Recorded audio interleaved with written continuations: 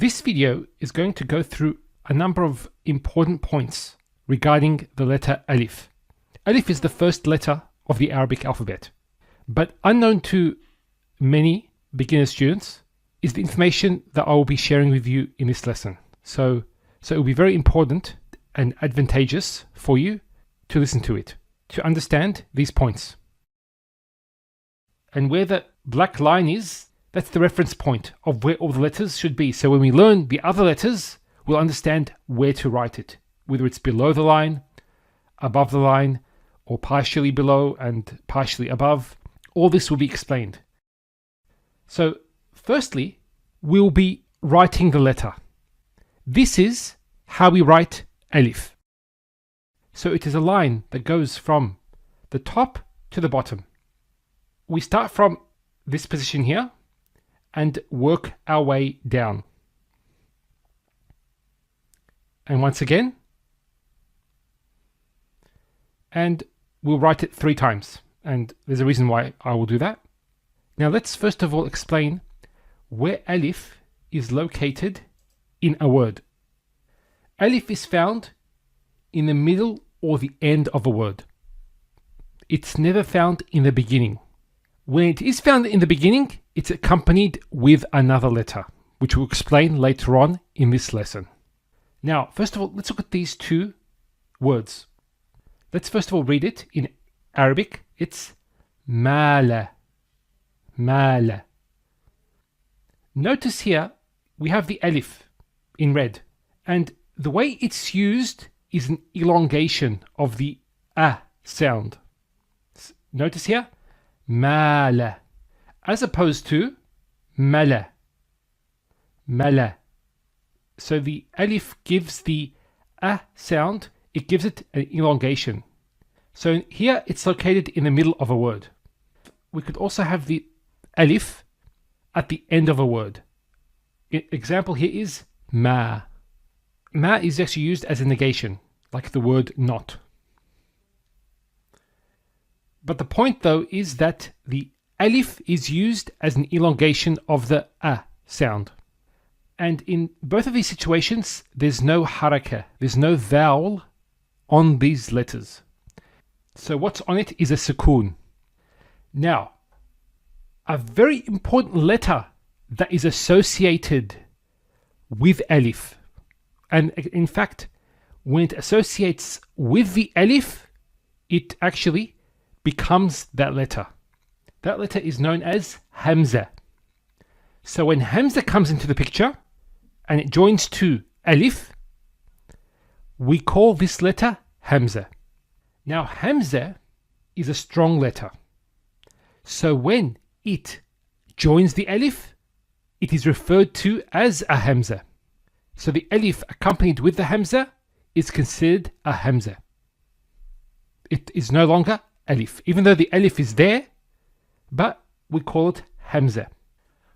Now when the Hamza comes in, it gives the alif and the Hamza together a vowel sign, either a fatha, kasra, or dhamma.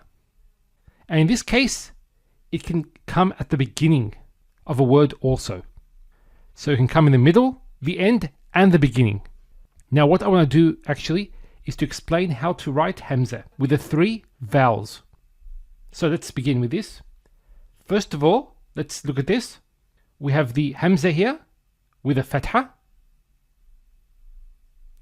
Over here we have the Hamza with the kasra. Notice that when it takes the kasra, the Hamza is written on the bottom, while when it's written with a fatha, it's on top. So wherever the vowel is located, that's where you write the Hamza. And then finally we have the Hamza with the Dhamma. Now if we want to actually pronounce these, let's do it. It's going to be A, I, U. Once again, A, I, U. Now let's look at these words. So we have this word here, and I've put the Hamza in red. Here, notice here, Amal, Amal. So here there's a Hamza with a fatha.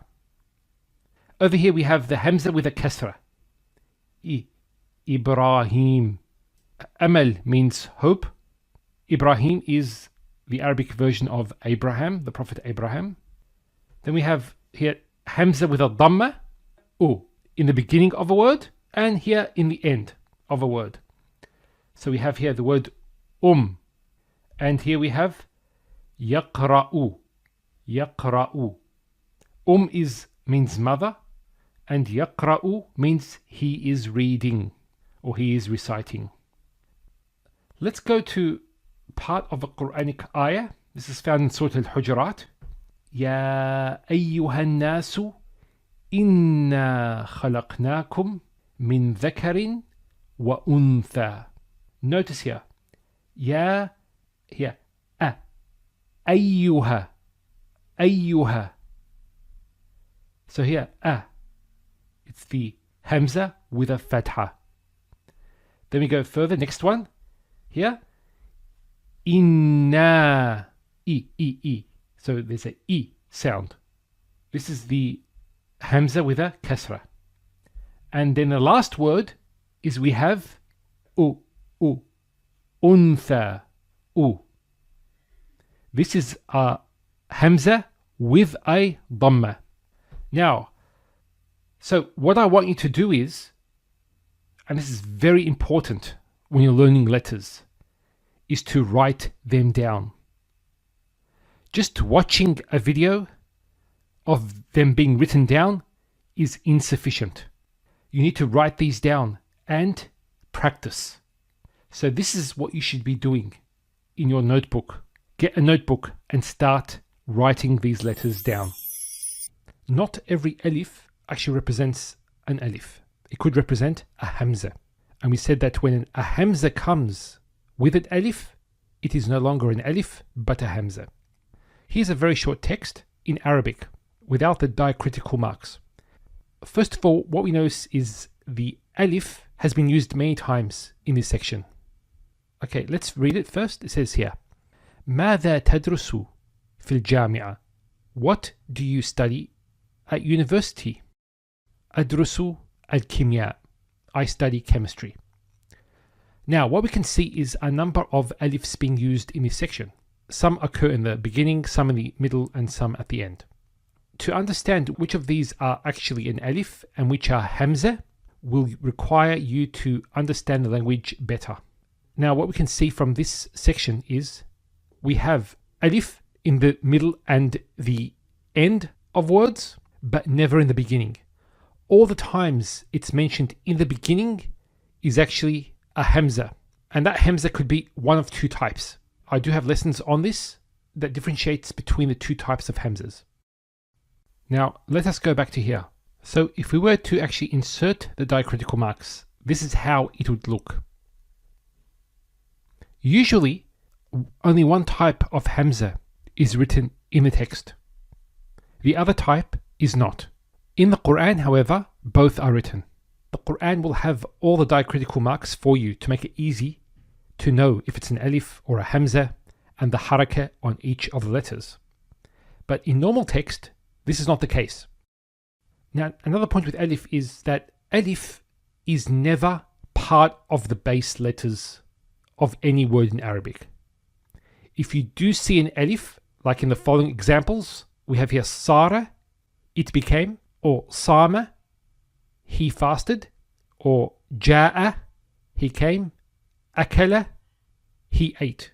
In all these instances, here the alif in the first three represents either a ya or a waw. Alif can never be a base letter. It can be only an additional letter to the three base letters. In the verb akala, akala. Now we should know that that is not an alif, it's a Hamza. So the base letters of akala is Hamza, Kaf, Lam. The base letters of Ja'a is the Jim, the Ya. So this alif represents the Ya, and then we have the Hamza as the base letter. For Sama, the alif represents a waw. And for Sara, the alif represents a ya. So if we take, for example, the verb sama, originally it was sawama, but to make the pronunciation smoother, it was sama. So the point is, the alif can never be part of the three base letters of Arabic words. When we go to dictionaries, if the dictionary goes by base letters and we come across a section saying alif, we should know that that means Alif Hamza. It's actually a Hamza, not an alif. Hamza is a very powerful letter. As an individual letter, it can be used for a number of different meanings. One of the meanings is istifham, to ask a question. So you can bring a sentence, Ja'a Muhammad, and add the Hamza, it becomes Aja'a Muhammad, did Muhammad come? The Hamza could also be a letter which causes a verb to be transitive. As an example, we have the verb dalla. Dalla means he was astray. When we bring the Hamza, it makes it transitive. Adalla means he made somebody else go astray. Hamza could also be used to mean the opposite, and this is used in the Quran. We have qasata, which means to oppress, and we have aqsata, which means to be just. So that Hamza, and there's a few meanings for this type of Hamza, what it's called. Hamza al-izala or al-salb, the one that causes something to be removed. It causes, in this case, oppression to be removed. So there's justice. And so Hamza is a very powerful letter and has a very wide usage in the Arabic language. So inshallah, we'll be answering your questions. So let's see what people have asked. Okay, so we have the first question from Timothy6129. He says, you said that no letter that has a shadda, which is a double vowel, can start a sentence. May you explain why Surah Kahf Ayah 5 starts with a meme that has a shadda? Okay, let's answer this. And in fact, if we go to Ayah 3, not just 5, also Ayah 3, we'll find the same thing. It starts off with a meme with a shadda. This actually is a tajweed rule, a rule that you learn with Quranic recitation. In actual fact, if we were to recite these ayat from the beginning of them, we would not pronounce the meme with a shadda. So the ayat would be read, مَاكِثِينَ فِيهِ أَبَدًا, and مَا لَهُمْ بِهِ مِنْ عِلْمٍ, مَا لَهُمْ. So in both cases, when you recite them without a shadda. The question is, why is there a shadda there though? This is related to the previous ayah and the fact that it ended with a noon sakina. So we spoke about tanween. Tanween is like having a noon at the end of the word that has a sukoon. And there's actually a special rule in tajweed which states that if a word ends with a noon sakina and after it is one of the huruf al-idgham. So meme is actually one of the huruf. It's one of the letters of idgham. So ya, ra, meme, lam, waw, and noon. If those letters come after that noon sakina, then it gets 2 harakat. So let's do this with the ayah in question. We're starting from ayah 4 and continuing on, not stopping at the end of ayah 4, but continuing to ayah 5. So it would be as follows. وَيُنذِرَ الَّذِينَ قَالُوا اتَّخَذَ اللَّهُ وَلَدًا مَا لَهُمْ بِهِ مِنْ عِلْمٍ وَلَا لِآبَائِهِمْ. So notice that the meme has the shadda when you don't stop at ayah 4, but you continue to ayah 5. And similarly, with ayah 2 to 3, it would be the same as well. So in actual fact, that shadda is not part of that word, but it's actually there to indicate that idgham is done if one was to not stop on ayah 4. And I hope that answers the question. So thank you and jazakallah khair for the question. Question from Jack Jill 3205. And it says, why do you write lillah this way and not written with 3 lambs? And why is the alif omitted? Okay, so there's a few questions there. So when we have a noun in Arabic, let's take for example the word bait, and we make it definite, it's al-bait. If we want to add a lam to it, say the harf jar, the lam, you do this by omitting the hamzat al-wasl, and you write it this way, lil bait. So the hamzat al-wasl gets dropped. Now, if we do it with another harf jar, for example, the ba, and we want to write bil bait, notice something. The hamzat al-wasl remains. So, in other words, when a lam joins to a definite noun, the hamzat al-wasl gets dropped. That's the first point. And why does this happen? This is the orthography of Arabic. So this is a rule. This is found in the Mus'haf. So this is what we accept to be authentic. So we've established that the hamzat al-wasl gets dropped. What happens if the actual word starts with the letter lam? As an example, let's take the word layl, night. If we add al of definiteness to it, we get al-layl. Notice here, there's a shadda on the second lam. And why is that? Because this is from huruf al-shamsiyya. So the first lam does not get pronounced. So it will be al-layl. Now, let's add lam to this. What we would expect is to drop the hamzat al-wasl, and then the lam gets attached to the first lam. So there'll be 3 lams. But in Arabic orthography, this does not happen. You cannot have 3 lams. So what happens in this case is not only does the hamzat al-wasl get dropped, but the lam also gets dropped. The lam from lam ta'rif. So the definite article, the hamza and the lam both get dropped. And then we're left with the harf jar lam, and then we're left with the lam mushaddada. That's based on the orthography rules, that we don't have 3 lams together. In a similar way, when it comes to lafz al-jalala with Allah, you can think of the hamzat al-wasl and then the lam that comes after it as lam al-ta'rif. Now this is always part of the word, except when we add the harf jar, the lam. When this happens, when we add the lam, the alif and lam of lafz al-jalala get dropped. And then the lam gets attached. I hope that's clear, inshallah.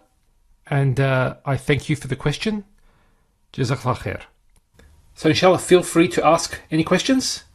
Until next time. Assalamu alaikum wa rahmatullahi wa barakatuh. And don't forget to subscribe. Bismillahir Rahmanir Rahim.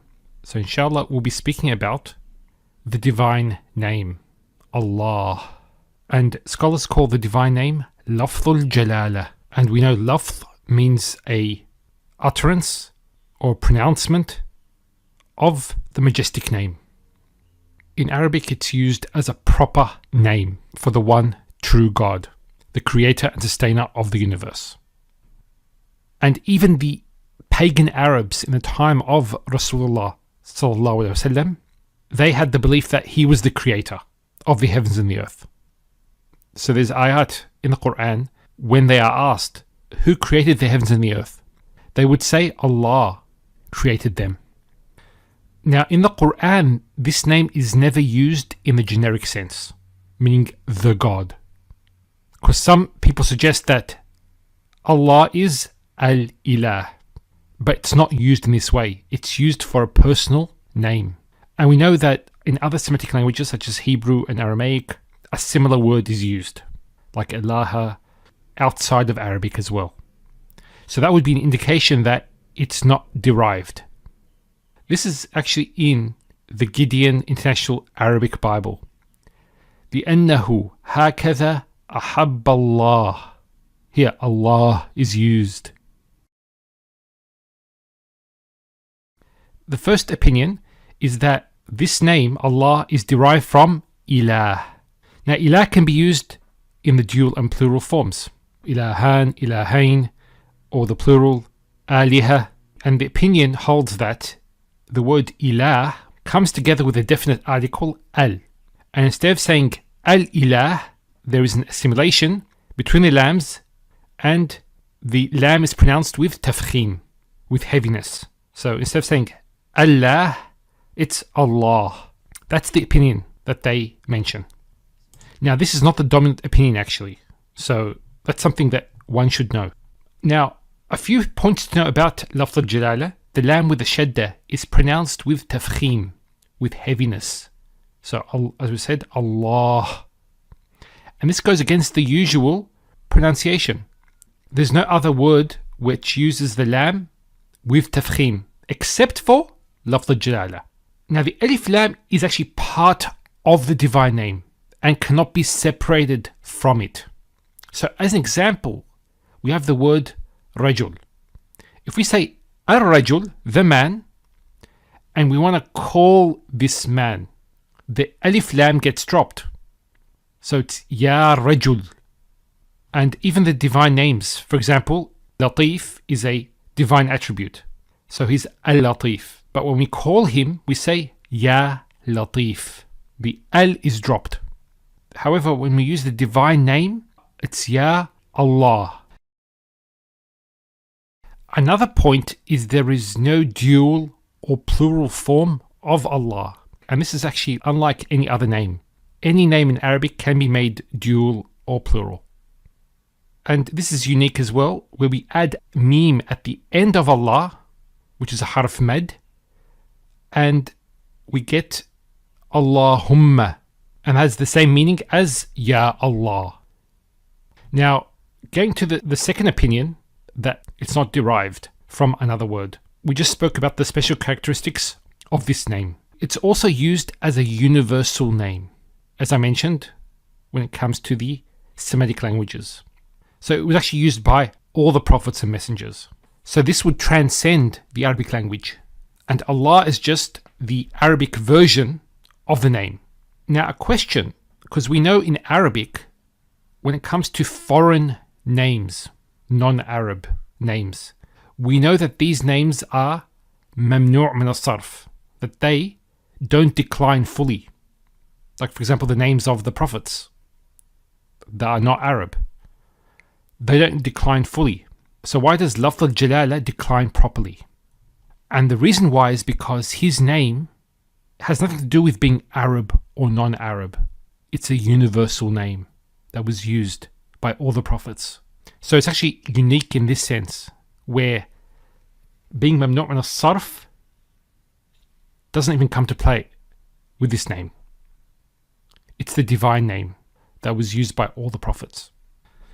Okay, so that's the second opinion and the strongest opinion. Inshallah, that explains it, and